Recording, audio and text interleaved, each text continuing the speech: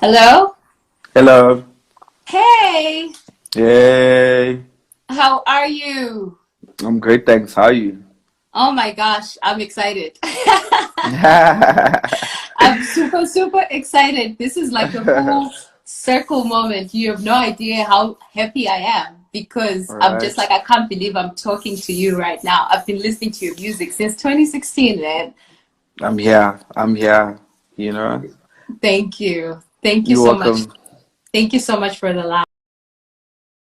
I'll just like give a brief introduction about myself so that people from your end can get to know who I am. And then after that, like I'll give you the chance to actually talk to the people as well. So by way of Cool. introduction, my name is Joy Rukanza Kanza, also known as Joy, and I'm a singer-songwriter from Zimbabwe. I grew up in Bulawayo. I did my high school education there, and I moved to the US to pursue my college degree. And yeah, spent about 4 years, graduated in 2019, and started working in New York in finance. And I was transferred by my job to the UK. So I'm currently speaking to you from the UK. And Oh, yeah, while I wow. was in college, I started like, I think that's when I got introduced to your music. I think I was like in first year or something when I heard your song with Trezor. And since then I've just been a huge, huge fan of yours. That's So amazing. yeah, that's why I'm really excited that you know what, like I used to like jam to your music, and when I would go for like shows and hear Black Coffee, including your music cassettes, I would go crazy. And now I Yeah. get to talk to you, so it's really such a special moment. Grateful. I'm very grateful. You're such an educated person, eh? You lived in the UK, in the US. Now you stay in the Ah, UK. Nice yeah. life.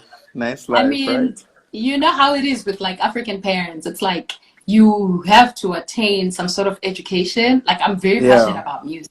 So like I Yeah. sing, I write songs and so on and so forth. But is not something that you can do as a career. Like at least for some African parents, they feel like you always have to do something, and Oh, then snap. Yeah. after that, like, you know, yeah. Yeah. But Yeah.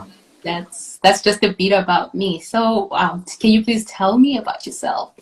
Who is the Capo? The Capo, okay, the Capo, real name, Nicodimas Mogashoa, Uh-huh. all the way from Limpopo, um, in a small town in Limpopo called Shiro, Uh-huh. um, a house music producer and a DJ. Actually, matter of fact, I'm not a house music producer, I'm a producer, you know, Okay. like a musician, you Yeah. know. Um, I don't have a lot, you know, to say about myself. I'm sure like some of the things um, Mm-hmm.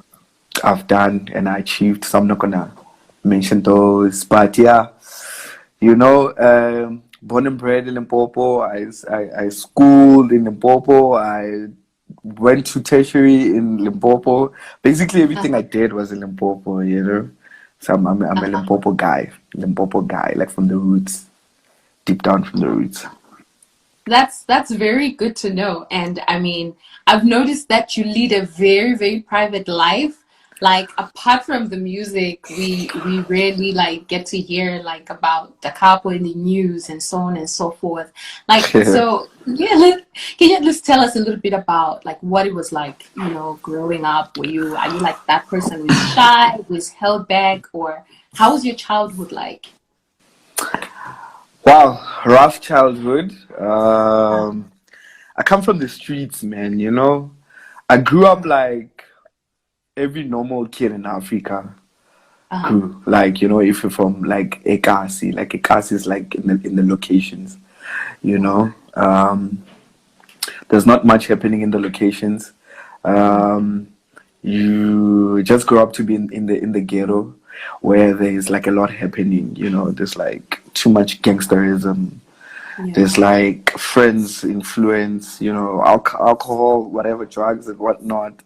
But I grew up to become that down to earth kind of guy, you know. Mhm. I was never a gangbanger, never interested in hanging around in corners and whatnot. So I always had a friend, like my best friend ever since I was born. Like I've I've always known these to be like something that cheers me up every day, which is music, you know? Like since an early age to like since I couldn't even speak properly because I can't even remember some of the things I used to do. But my mom tells me that like, dude, you and music come from very far, you know? Um so all I did on all I know, all I used to do when I was young and whatnot was just music. Before producing I was writing. Okay. So, you know, yeah, man. So pretty much from being in the streets, from being that guy doing drugs or from gang banging or whatnot, I've always had a Ah. friend and my friend was just music.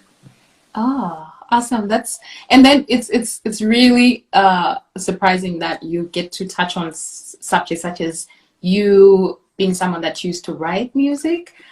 What kind of music were you writing? Oh, okay. I used to write too much hip hop because I'm hip hop Ooh. influenced, you know. Oh, Yeah, like I started basically I listened to everything, you know, like I used to sing at school. You know, I would sing really? R&B. Yeah, that's how hectic it was. So I would sing Okay. like R&B to my peers at school, and it it it led me to, you know, falling in love with hip hop, fell in love with hip hop. I used to write people's songs, and then it came to a point whereby I'm like, you know what, I can do this. Like I can take pen and paper and do my own thing. Like that's how, you know, that's how deep I was in this, you know, like in this music thing. Amazing. I can imagine. Like, so when are we getting it? The Capo R&B track? I'm sure people will be flocking away just to hear you and your vocal codes. That's really interesting to hear. Well, the singing part, we're gonna have to forget about it, hey? Like honestly, What happened? Did you lose your touch? growing up happened. I mean, back then I used to think I was a good singer, and people would say, "Oh, well, you good." But when I started growing up, I lost the touch. Like I lost the voice. You know, Uh-huh. I didn't practice enough, like Okay. full on, like to become a vocalist. But rather rapping, yeah. Well, yeah, I still do Ah, even today. so we can expect some bars from Da Capo. Like that's great that we're talking about this because I really didn't even know this, and I'm sure that some people that I hear are actually shocked as well that you used to also like do that Yeah, kind of stuff. That's really interesting to know. So I'm really happy that you brought that up. That's nice. amazing. That's amazing. I can see a lot of people are showing you love on Oh here. yeah, yeah. What's up, everybody? Shout out. Oh Shout wow, out. that's like great to know. And so when you started, you saying you started with music from like a young age at school and so on and so forth. So was there, apart from, you deciding to venture into music on your own, was there like some sort of influence like in your family or something like that, apart from you just deciding to take this path on your own? And how was the reception from your family, telling them that you really are interested in this and you want to pursue it full time? Okay, yeah. Well, my mom had, you know, difficulties with accepting it. You Mm, know, nothing much is really happening. You know, I mean, yeah. black parents always want to see something. You know, Yeah. something at least. If it's putting money, you know, on the table or putting food on the table, at least they're like, you know, you trying or whatnot. So my mom had a problem with it.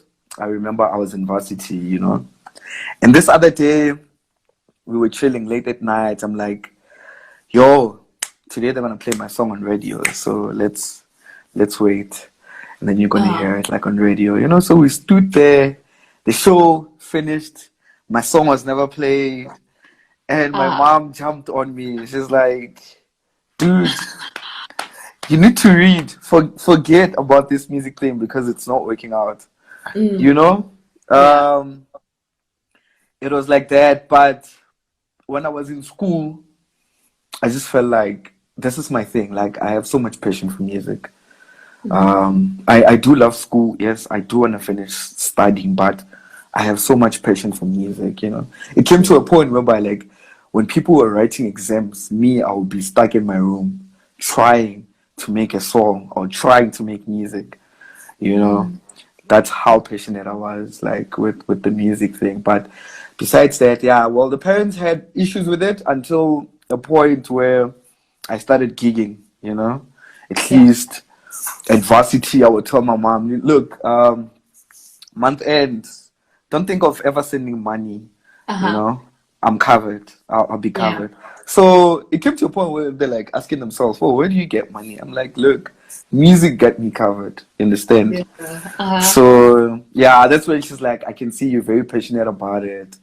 Keep on keeping on. Do your thing. I'll support you, but please do me one favor. Go back to school." You know. So yeah, that's basically me. That's beautiful. And just as you were talking about your journey, someone sent a comment, and there's, I think it's Ngolo Msila. He says, I'm thinking of leaving my academic run for music, but I'm scared I might fail. Please share tips. I could do both, but I feel music is where the drive really lies. Look, Well, I mean, I was very passionate about music from a very young age. You know, I came to a point where I had to choose between school studies, work, and music.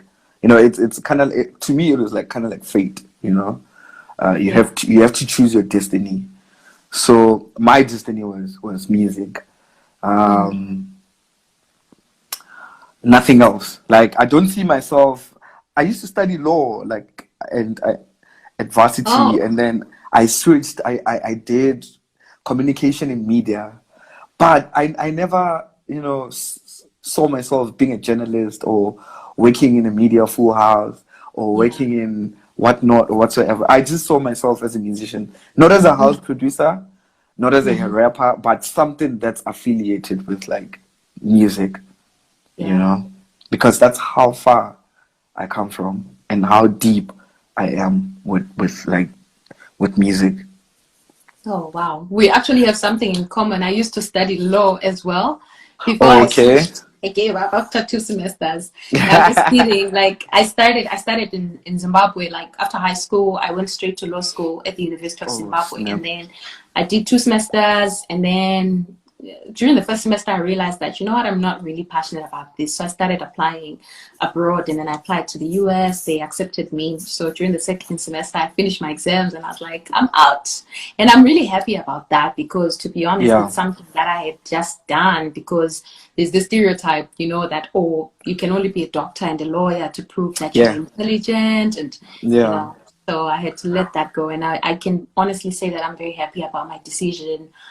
Everything turned out super well. So super And well, you know? now I'm in Yeah. a position where I can even, like, while I'm working full time in finance, I can also take aside some time to also focus on my own projects and music. And, you know, my job is helping to like actually find my passion, which is really beautiful. So yeah, That's I guess amazing. That's I yeah. guess it goes on to answer the question from Nolom Sila, that like the I guess journeys are different. I don't see how I could have done it if I just gone straight and said, oh, let me just do music, because Yeah. it's a very Yeah. expensive industry. I mean, you have to fund everything, and if you're not funding it, people have to assist you and stuff. So yeah, I guess those are things to Definitely. consider. Definitely. Yeah, that's so Yeah, true. So true. that's good to hear. So maybe do you mind telling us who Mr. Aquatone is? Please tell us. Wow. I'm gonna let Aquatune answer that. Okay, Can Aquatone, I? please. He's not here, He's unfortunately. not here. No, he's not Okay. here. I mean, but you know what? I think you must do an interview with Aquatune soon. Okay, I'm I'll gonna be give you. doing an I'm interview gonna, with Aquatune. yeah. I'm gonna give you the opportunity to do that. Thank you. Guys, you heard it here first. Please help me to keep the Capo accountable. He promised that he's going to give me a chance to actually do an interview with Aquatune. So that's good. That's good. Anyways, I'm gonna ask again another question. Who is Renee Thompson, and where does she stay? Or if it's a he or she, like, who is Renee Thompson? Renee Thompson. Renee Thompson is she. It's a she. She's Uh-huh. I think a musician, if I'm not mistaken. Like, Uh-huh. although she's from US or Canada, if I'm not mistaken. Okay. I met Renee through Black Coffee. Okay. Yeah. I don't know if she worked together with Black Coffee, but there was this other time where she sent Black Coffee vocals, and Black Coffee was like, "No, I actually have somebody who can actually, do a better job on the vocals that you sent." So Uh-huh. Nati sent the vocals to me. I worked on a song. I sent it to her. She was blown away. She's like, "Yo, we really need to work." And that's how we met. And we've never met like physically, but we met on the socials, like we started talking on WhatsApp. Like, Nati gave her my number, so we exchanged, started chatting on WhatsApp, and we basically worked like over WhatsApp. Like, Yeah. we shared ideas through WhatsApp and everything. So yeah, that's basically it. And you guys went on to create one of the most beautiful songs. Like, Resistance is just insane. That's So that's what people say. But as a producer, you hear songs differently. I hear it used to be a nice song when I was producing it. It was whoa, yeah. Well, to me, it was like whoa, what? But as the year went on, the years went on, it started becoming normal. I guess it's a norm.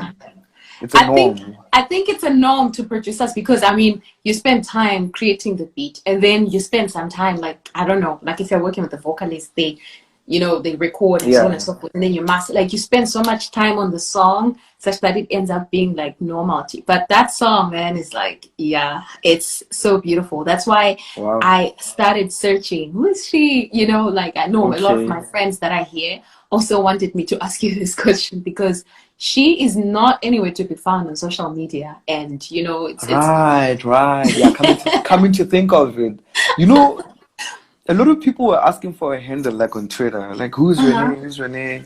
I tried searching, but I couldn't find her. yeah. Even on Instagram, but I doubt she's still on Instagram. But I'll look. I'm not too sure. So if I'm you not were too to sure. meet her on the streets, would you recognize her, or you haven't even seen her picture? I haven't seen the pictures. I think I would recognize her. Okay. Nah, it was really a beautiful song. Like, Resistance is one of like my, Wow, it's thank just you. hard like to pinpoint like which one is like good, because you really produce some super amazing tunes. I have my favorites Wow, from Speed of I Sound, which appreciate is that. man, like Speed of Sound is insane. Yeah, Like speed of that. sound is like a game changer. It's man, I remember like dancing to it at this club with my friends. I was at home, and then for the holidays, and then I went to the US, and then I bumped into it on YouTube, and then I reached out to my friend. I was like, "Wait, how come we don't know the song?" She was like, "Yeah, it's the song that we're dancing to." And just so many memories around that song. So beautiful. Wow. How did you guys meet up with Trezor? Like, how was the working relationship developed? Well, I never knew Tresor, like at all. But Oh. he was the biggest thing by then. Me, I was focused on house music only,. House. Tresor was doing like a different genre, which is like Afro pop, that kind of vibe. So, Yeah. um, I used to work with this guy called Amaru. So he's one of the guys that was like manager, like where I was signed. Uh-huh. So he one day was like, "Yo, do you know Tresor?" I'm like, "No, who's that?" He's like, "No, you know what? I'm actually gonna bring that guy into studio." someday, so that you guys can sit down and maybe share ideas. Because we were looking for a single for my EP. I was about to release like an EP called Touched. But Okay. we didn't have a single. Like all the songs were complete, but we were looking for the Z song, you know? Okay. So Treso came in the studio this other time. You know, creatives, like our mind clashed. The whole 2 hours, like we had no idea of what to do, you know, until he had a guitar. So he played like this drum, like a guitar strum. Like he just played it for like 8 seconds, you know? I'm like, oh snap, what the hell was that? You know, I'm like, bro, can you play that again? You know, I'm gonna record this. I'm gonna record this and I'm gonna work from this, you know? So he did. He recorded it, and I took that guitar strum. I went back home. Immediately when I got home, I'm like, I'm jumping on this. I created a beat, bass line, basically the whole song, you know? And within a week, I sent it back to him. He's like, insane, you know? Like, he already had lyrics written down, you know? Nice. Yeah. Apparently, Nice. when he tells me the story, he says those vocals were meant to be on someone else's song, you know? Ah. Because he wrote that song for someone, but whoever that someone, I don't know what happened to him or whatnot, but we ended up using the vocals, you know?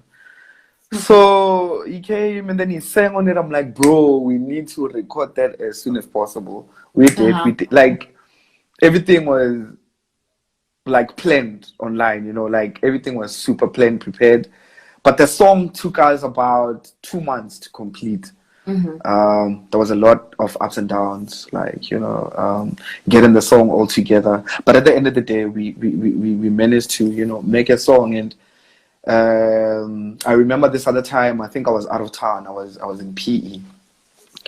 So Black Coffee called these other guys that play like brass. You know, he invited them to studio to play brass on like Speed of Sound. You know, that's how hectic the song was. That's how everybody loved that song, you know? Yeah. So like everybody put like a whole lot of effort into that song. That's how we had so much belief into that song, you know? So yeah, man, like the story it's so long, but that's how it came about. That's how like the whole collab came about.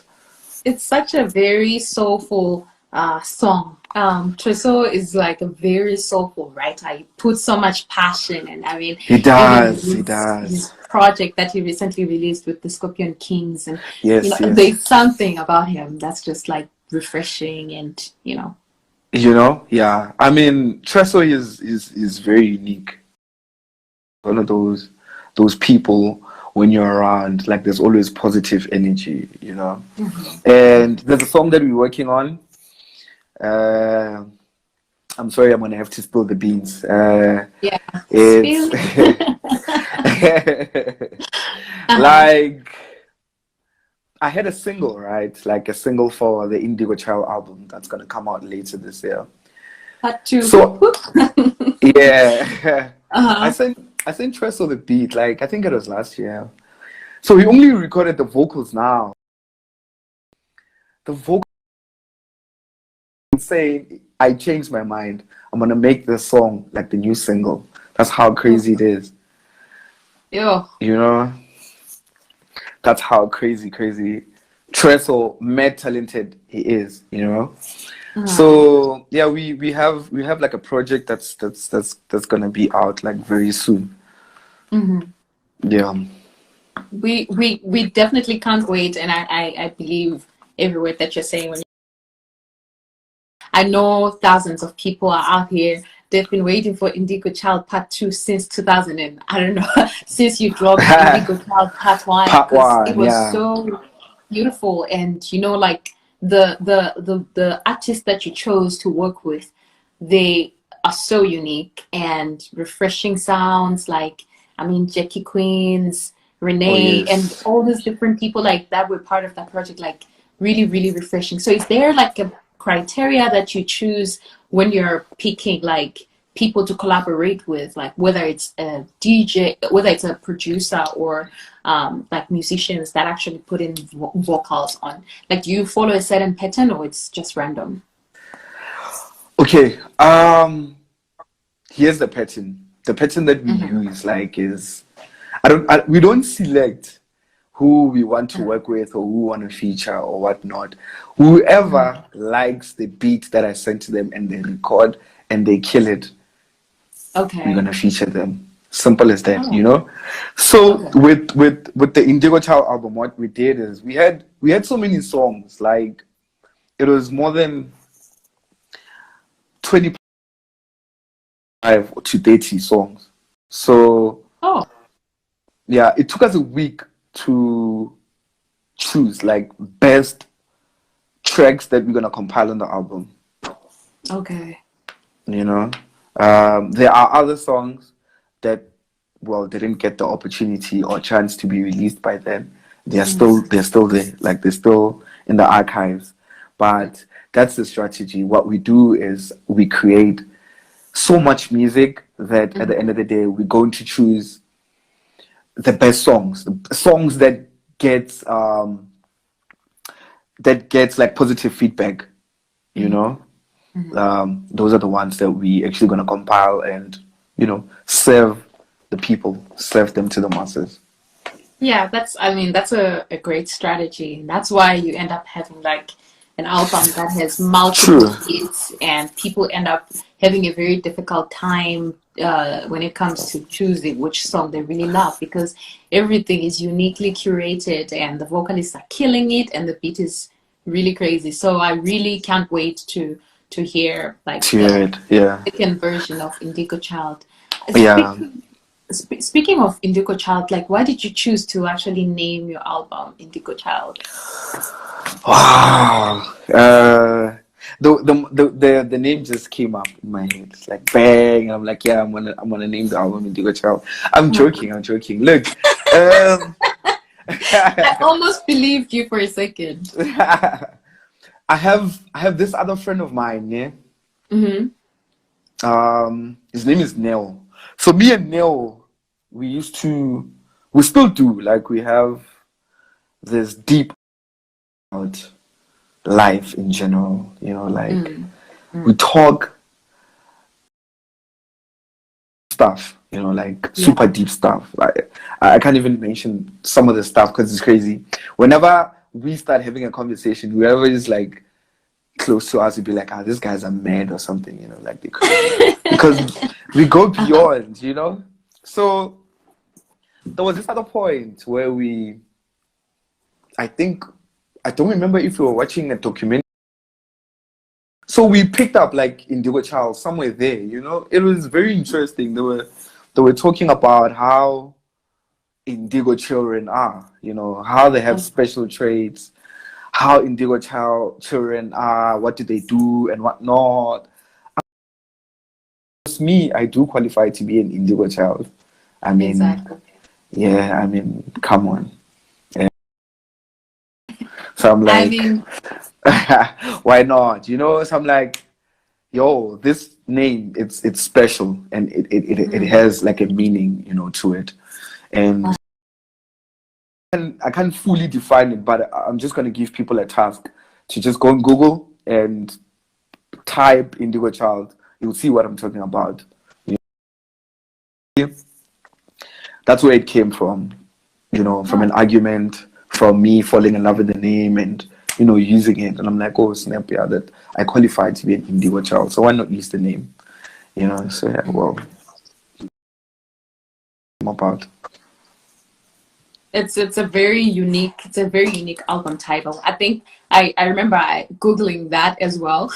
I think I was like in my second year in college, and I was Indigo Child, and I really didn't get much except for like the definition that you just said, like something in reference to children that have some special power to special them. powers, you know, unique. And They're very unique, unique, and I yeah, mean, yeah, the album is lived up to the to its term, because I mean, I yeah, don't know true. anyone that really doesn't have like a very powerful song, and so we are really rooting for you to streaming, sharing the new offering. Is there any projected date or month when we should like look forward to like pre-ordering, or it's still something that's in the air? You know what, ne? Um, I'm not gonna answer that before I get slaughtered. You know, I get slaughtered every day on You get Twitter. slaughtered. Who I get slaughters you? slaughtered. Everyone, Really? everyone on Twitter. I get slaughtered.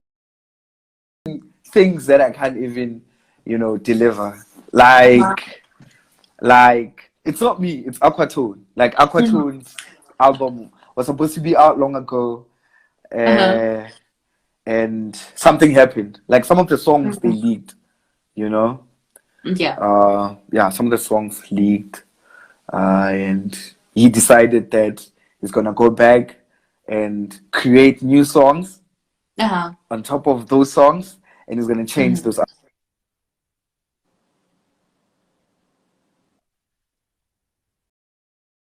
So I'm not gonna promise anybody anything. Eh? I don't want to get into trouble, but all I know is that the album will be out before the end of this year. That's all I know. And that's all that matters, hey? That's all that And that's matters. all that matters. We've been waiting for years. I know. We can wait. The album is coming out. And the album is coming out before end of the month. You know? Before end of the month, this month? Yeah, before end of the month. Ooh. Like before end of this month. Yeah, people had to know. They had to know, you know. That's beautiful. You heard it first here. I mean, yeah. End of the month, we are on the Capo snake. If he doesn't deliver, let's go. If Aquatune doesn't deliver, I'll pass the message. If Aquatune doesn't deliver, it's on you and him, guys. Eh? I'll pass the message. No, sounds good. So, how do you like? What do you have? Let me ask this: like, what do you do on a day-to-day? How is your daily routine like? Maybe I'll start by telling you what I do. I wake up every morning at 5:30. Sleep. Damn. Wake up at like 5:30 and start working right away. My job in finance, but it's always a struggle. Like, you know, so maybe I start working at around 7 or something like that, and I work till like 8, 9. Try to get some food in between, and then I go to bed. And I do some music projects like maybe 9, 10 p.m. Then I usually go to bed at like 1. So basically my life is very boring and doesn't have that much of an adventure, but I'm actually working on, you know, like that's only during the pandemic, right? It's because of the pandemic, you know, it's because of the pandemic. We've been forced to work from home, and we might open at work, but they gave us this option of choosing to go into the office. Accustomed to like being at home, working from home, and being so comfortable with the fact that my family can check up on me and we can get on calls while I'm working, and I wouldn't want to let go of that. But yeah, the pandemic just made things a little bit difficult and made me less of a very social person. So my life is just like, How about you? What do you do? Well, we pretty much live the same life, you know. I don't have much to do. Let me see. I wake up at around about 10, 11, 12, somewhere there. And I would make tea. After making tea, I open my laptop and to the studio, straight up. Music. And if I get bored in the process, I would quit music, and then I would start playing FIFA online. And then if I get beat up like on FIFA, I quit. Ne? I quit and then I go back to music. I go back to my laptop, you know. So I have like this in between breaks of, you know, playing FIFA and going back to my laptop and making music. So basically it's 10, 11, 12. And then I would make music the whole day, like the whole day until at night. Like maybe until I don't know, 2, 3, 4 a.m. Usually I would sleep at about 4 a.m. Yeah. That's my everyday life. Sleep at 4, wake up at 10, music, FIFA, music, FIFA, music, FIFA, music, FIFA. And then that's my daily routine every day, you know. I'm very lazy. I'm not a business minded person. So I don't belong in the streets. I don't have to do the runarounds. That's not that's not my vibe. So, My vibe is music. so you're the kind of person that's always at home by the studio all the time. Like if someone wants to find you, they know exactly where to Where to like find me? find I you. am at home. I am at home 24/7. It only happens that on Wednesdays at about maybe 4, 5, 6, I go out because we play indoor soccer. You know? Okay. Besides that, there's like gigs on weekends. That's about it. That's basically my life. Not much. That's a simple life. I mean, it works for you. It's amazing. And like, what is this thing with producers and working till 4 a.m.? Because I know for sure you're not the only one that does this. I have some producer friends as well. Is there something about the night being quiet that helps you to, you know, most producers are night owls to say the least. I mean, everybody at night is asleep. So there's less energy. So the whole energy, you know, it belongs to you. You know, you have all the energy, you know, within you. I mean, it's just quiet, man. Like at night, it's very quiet and peaceful. And you have ideas just flowing. I don't know why, but it just happens that like a lot of ideas just come flowing. Because during the day, everybody's awake. Everybody want to speak to the Capo on the phone. Everybody want to text you, yo, when are you coming over? When are we coming to visit you? When are you doing this? When are you coming to play wherever? So there's a whole lot happening during the day. Like focus, you know, like you can't put your music, but at night there's, you know, too much energy like to feed off, you know, like there's too much silence. Like nobody will call you at about 2 a.m. No one will call you Gauma 3 or send you a text because people are asleep at that time, you know. So exactly. Yeah. That's the same. I actually agree with you. I used to wait till like 12 p.m., 12 midnight, and then I would start doing my assignments because I feel like there's something about, you know, people being quiet at night, like sleeping. Yes. To actually focus, and that's one of the reasons why I even sleep super late because it's something that I got used to. So yeah, It works. I totally get that. Let's talk about you being an international sensation. In 2019, you won a DJ award. Can you tell us about that and what was the experience for you? And at least maybe tell those people that may not have an idea what that award was about. Wow. Okay. That award, ne? I never knew about those awards. Trust me, those are like international stuff. Yeah. You know, those that we don't know of. But I started recognizing the awards when Black Coffee won one. I think it was in 2017. Yeah, like he was the first South African DJ to actually scoop that award. You know, and I'm like, oh snap! They're actually like the DJ Ibiza award. You know, so yes, I was nominated as a best Afro House DJ, if I'm not mistaken. Amongst the category it was a very hard one, you know, because it was amongst legends. It was amongst people that I looked up to, you know. But I would say the reason for, you know, winning that award was, you know, the amount of dedication and hard work I've put in that year, you know, because I'm one guy that would constantly play in Ibiza like almost every weekend, you know. There was a point whereby I would be called this week. Next week, I'm not supposed to come to Ibiza. Like, somebody else supposed to play, but I would get a call during the week. They're like, "Yo, we need you back here," you know. So I think it's that kind of vibe, and exploring and experiencing different crowds, you know, traveling and meeting different people.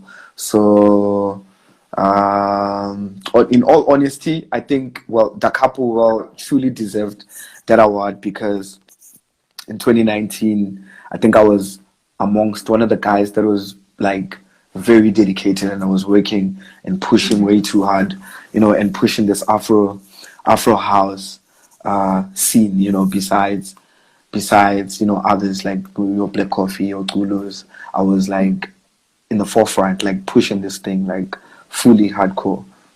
Yeah. Doing your level best. And I mean, how was it like? How is the experience of actually performing in a place like Ibiza? Like, is it something that you actually thought you would do, or like, can you at least talk to me about like your first experience of going there and just playing for a different audience?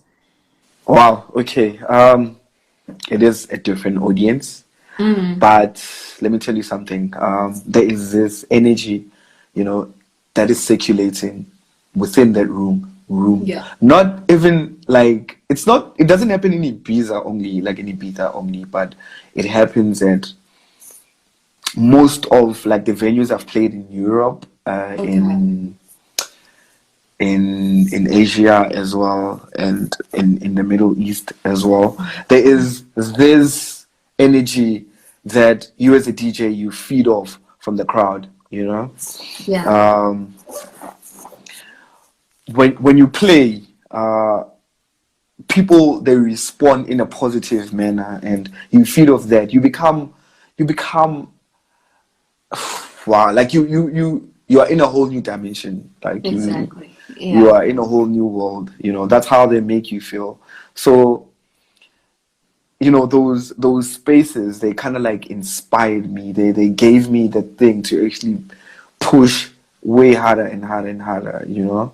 And to be honest, I think I enjoy playing in Europe the most, because wow, like the energy is it's out of this world.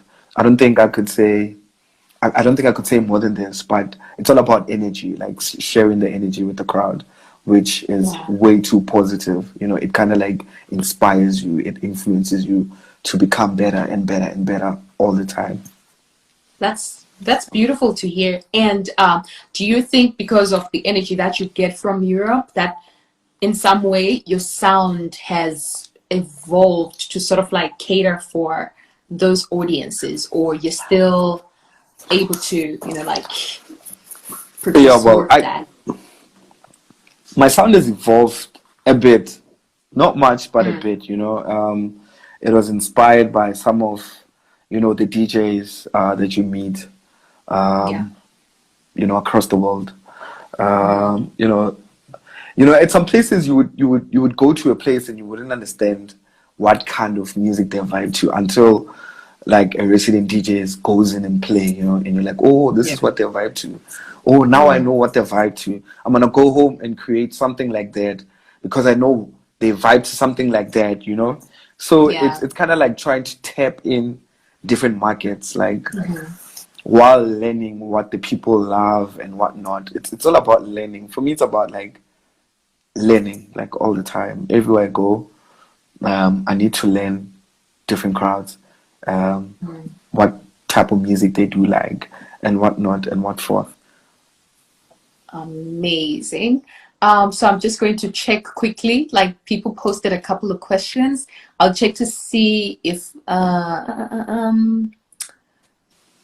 someone said, and that's Siki Jermaine said, bro, can you still remember that private house party in 2014 when you played before Black Coffee? It was during Amsterdam dance event, I guess, in 2014. Yo, that was a while back. Oh snap! Yes. Yeah, What yeah, happened? yeah. What was No, going on? it was an amazing party. It was an amazing party with amazing people. You know, yeah. It was like it was my first time playing in a thingy in a private party kind of vibe. It was too intimate, and the vibe was just insane, you know? The vibe was insane. It was crazy. It was nice. I enjoyed it. Please save this live. Okay, guys, I'll definitely save this live Yes, on my channel, and I'll share it across all my like platforms as well. So yeah, because I think this is really beautiful that we're getting to hear the Capo speaking and telling us all these interesting things that we really didn't even know about. So definitely, I'm saving this. Don't worry. Let me see another question. I think Here's a some of these question that just popped up now, ne? And I've been seeing it. It was when are you releasing Do It For Me unreleased song? Okay, tell us, please. That's out for Aquatune to answer. It's not my baby. That's Aquatune song. So I think people can expect it on the thingy on the Aquatune album. Yeah, before the end of this month. Yeah, before the end of this month. Yeah, we're looking forward to that. Let's see. I have one for you from Garabo. He says, "What's the story behind the Genesis EP?" Genesis EP.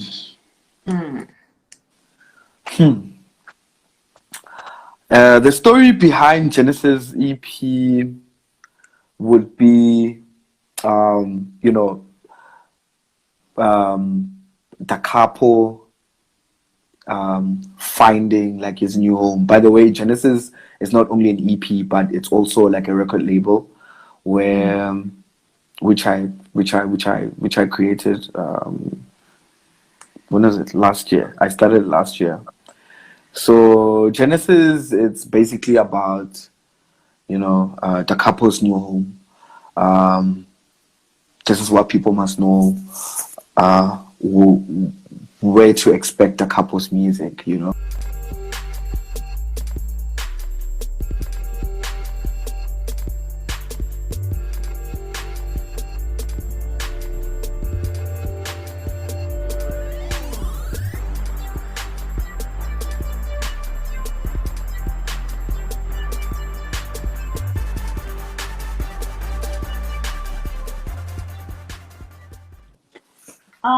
Awesome. Welcome back. Thank you for having me back. Sorry about that. You're still telling us about the origins of like the Genesis album. Genesis EP. Yeah, well, in brief, the Genesis EP was just a representation of, there's a new home for the Capo and Aquatune guys that you guys must be aware of, and the new home is called Genesis. That's basically it. And just sharing, some of the songs that I used to play like at gigs, songs that had like positive feedback, and people were like, "Yo, when are you dropping the songs?" And those songs were part of the package, like the Genesis EP. Yeah. Beautiful. And for those people that may not know, like the Capo just said, there's a new home for like the Capo and Aquatune. I'm really happy that you actually took the initiative. And can you say that artists should also go the same route? Should they start their own labels, or should they aim to be like, what's the number one advice that you give to someone who's starting out as an artist, who is looking for a home? Should they come up with their own or sign? Look, growing up, I used to have like a lot of peers, like a lot of upcoming producers, because I was an upcoming by then, Yeah. Upcoming producers had these tendencies of hearing a lot from other people. They'd be like, "Yeah, well, you signed with a major, but what is a major doing for you? All they want to do is rip you off and whatnot." And you listen to those advices, where else you're not ready. You're not ready to start your own label, and that's when like that's where the downfall begin. So it's very important that before you start a record label, you must be like an established artist. Yeah. You must know the ins and outs about the industry. If not, then get a good team. But you must be a brand by then, because if you're a brand already, like already you have a little bit of fan base for yourself. Even when you release music, you know that, okay, at least 100 people are. Unlike, yeah, I'm an underground or up and coming producer. I'm coming in the industry. I'm just gonna create my new label and whatnot. People don't know you yet, so Yeah. it's gonna be a struggle for you. So that became a downfall for like a whole lot of good musicians in South Africa. You know, if you're an upcoming artist, I think it's very wise to seek advice, and the proper advice would be you need to get it from like people who are very experienced. Yeah. And it's unfortunate, experienced people are like major labels. So it's for as an upcoming, it's very important to sign with a major label. But if you're an established brand, well, there's a lot on the table, like a lot on the table. Oh, that's fair. And you have a very huge fan base in Bulawayo, where I'm from. People love you so much. Yes.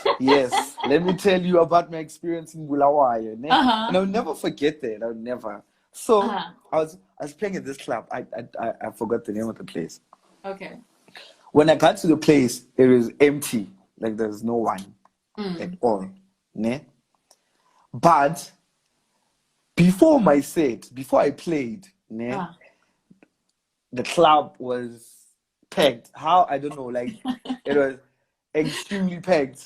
Yeah. And then I finished playing. When I finished playing, the club was empty again. Yo. So people just came for you. Oh my goodness. Wow. I was emotional. Like I became very emotional about that, you know. Because well, apparently there was a big show that was happening somewhere. But you know, people took their time to come and listen to my set. Like I was so overwhelmed by that, you know. Yeah. That's how much people showed love, you know. And I was so great. Trust me, I was so grateful. I've never been to Zimbabwe and I was disappointed. First time I went to Harare, it was a jump. It was wow. It was lit. Was it at the Neverland gig? No, unfortunately, that one was postponed. Oh, okay. But the guys who did the show are the ones that booked me for the Harare show. It was in a club. I forgot the name of the club. It was somewhere in town, you know. What an amazing party. Amazing party. Yeah, Nigel just confirmed that the club in Bulawayo that you played at is Cosmopolitan. Okay. Yeah, and I can imagine, like it's quite a big club. And Cosmopolitan, yes. Yeah, because people do love you. Like when I started advertising that I was going to have this conversation with you, people were like, "What?" Wow, and a so lot great. of my friends are here saying shout out because you know shout out to we consume a lot of South African music, and we have a lot of people that love the music that you make. So it means a lot, not only to me but to other people that are watching as well, that we're having this conversation, because you're someone that they definitely look. Some of my Ulawayo music producer friends as well, they definitely look at you as someone that inspires them, given your journey, your humble beginnings, and you winning awards internationally, playing in like certain spaces that they would like to play at. So it's really great that we're having this conversation. Truly grateful. Like I'm truly grateful. Shout out to the Bulawayo people. Shout out to everybody in Zimbabwe. Much love from the Capo. And what advice producers? I think I've seen this question pop up several times on the comment section, like for those producers that look up to you and say, man, I want to be the Capo one day, and I want to be doing some cool stuff alongside, you know, some big names out there. Look, to upcoming producers, I think it's very wise to have a vision. Like you have to know what you want to achieve in the next 5 years of your career, you know. Yeah. So a bigger vision, it's what's gonna make you the next biggest thing, or what's gonna make you you, you know.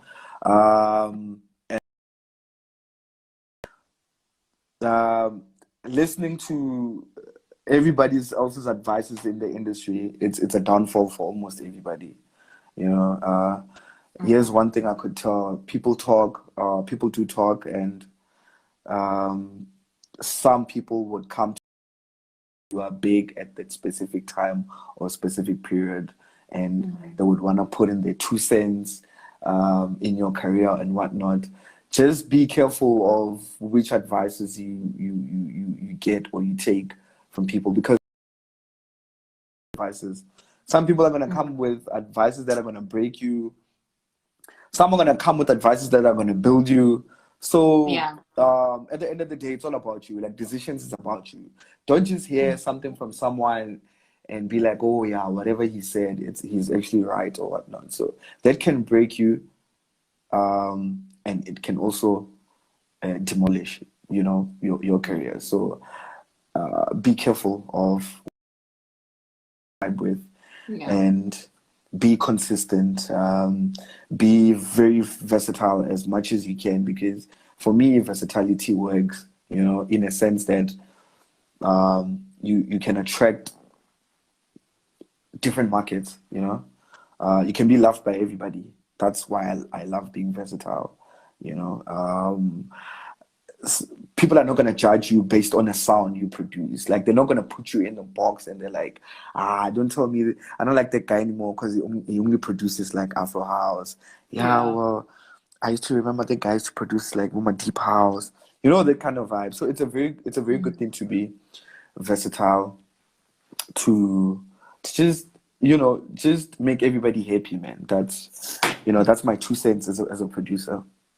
Wow, that's actually well said. Thank you for that. I have one final question for you, and this one is a brain teaser, and then, you know, I won't take much of your time. All right. So if you were to be stuck in a desert, right, let's say for a week, what 3 things would you want to be stuck with? Wow. Damn. My laptop, my headphones, and my girlfriend.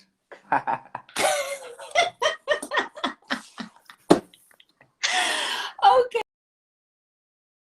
I will make sure she sees this part. I'll make sure to share this and then take you. Please repost it.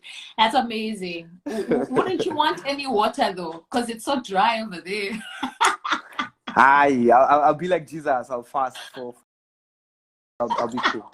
Cool. Man, that's so clever. So I'm guessing the laptop will be for music. Laptop strictly for music, you know, and headphones strictly for music. I don't think I would live without music. To me, life is nothing without music, like, honestly. That's really beautiful, and I love the passion that you have for your craft, and I'm so happy about your success, and I'm very happy to, you know, like, about what you've done thus far, and I'm looking forward to, you know, Aquatune's project. I'm also looking forward to Indigo Child Part 2. We are all rooting for you, so supportive of your craft, and I can say that probably is the same for everyone that's here, the hundreds of people that are listening to you today. You can tell from the hats, like, they've been clicking on the hats, because they really love it and the work that you're doing. So thank you for being authentic, for continuing to work very hard and being inspirational. It really means a lot, and you you're doing way more than you can possibly imagine by, you know, through your music, and may you continue doing that and shining that bright light. Wow, I'm so truly grateful, and thank you for today. And I hope Aquatune will be next. I'll pass the message, by the way. Definitely. Cool You stuff. pass the message. Thank you so much.